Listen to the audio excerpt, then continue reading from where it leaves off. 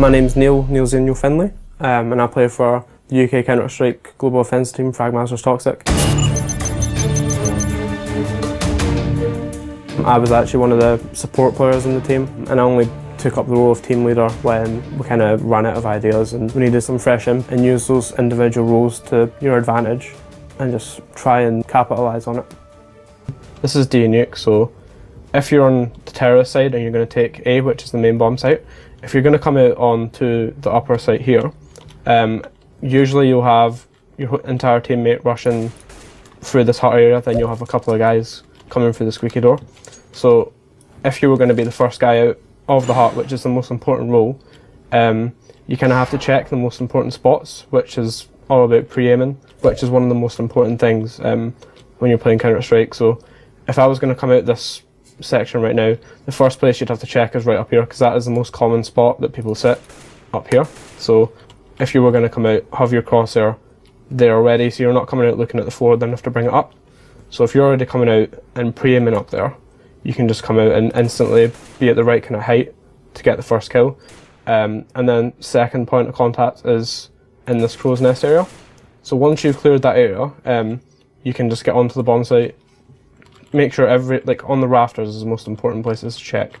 You have a couple of players that will drop down here, so obviously you need to pre-aim around here and check this kind of corner. But if you're playing a passive player with an op, they would be away out in this garage here. So if you were coming out, like I said, on the second row of coming out a squeaky door, you would try your best to try and get out of this area.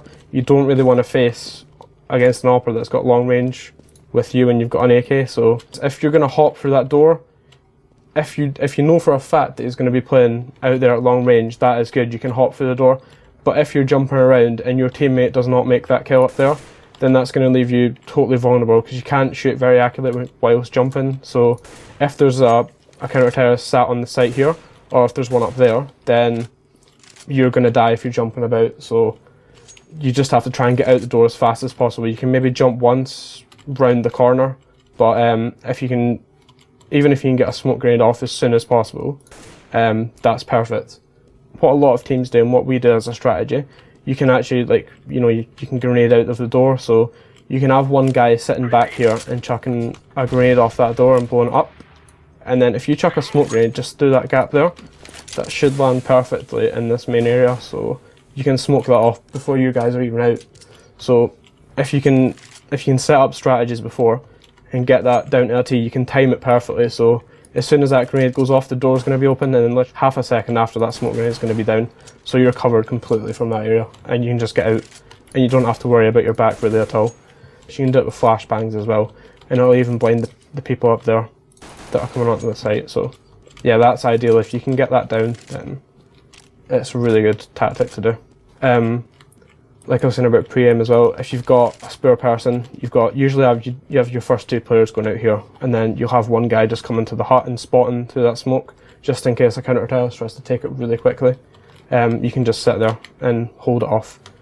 If you were a counter-terrorist and you were going to play more aggressive, a lot of players like to get into this spot here. So they'll just kind of wait behind the hut and just sit here, and then flashes coming through the skylights out there won't blind you at all. A lot of players, especially if you're just playing against casual players, they will kind of check up here first. So you've got that advantage on them if you're playing aggressive. You can get the first guy and you can just run in and control the hut area. You've totally stopped the rush and you're guaranteed the first couple of kills. Or if you're playing an aggressive team, for example, we've got a aggressive push that we do, which is really good as a counter-terrorist. You basically just take control of the lobby instantly, so that terrorists can't do anything. So if you've got the first three guys in your team with the best spawns from CT, you come all the way down here. So the first three guys will just rush through, keep their guns out, and they'll just take control of this area. And a lot of the time, the terrorists will just be sitting here getting set up and getting ready to do a slow round. And then you'll have your fourth member jumping down onto the site, just chucking a flashbang off this hut, this wall of the hut here, which will basically blind anyone in this area. So the usual default setup for terrorists, they'll just have a couple of guys coming in here, taking control of the ramp, and you'll have one person spotting here. So if you're playing against an aggressive team, which has only really done a couple of rounds, so that flash totally eliminates this person here. and he's going to have to fall back. If he faces this person in hut, he's dead.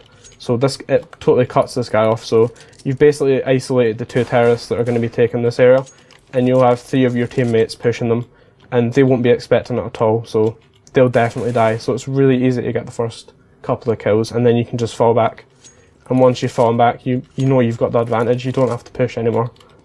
And then you'll have your 5th member just holding this outside area, so they can't flank you behind and get in, because that's the one area that's the flaw in the strat. So you have to have one person watching your back all the time. And once you've got that covered, it's pretty easy if you get the first 2 kills. So that would be my advice. If you want to do an aggressive round, do something like that. It's really good.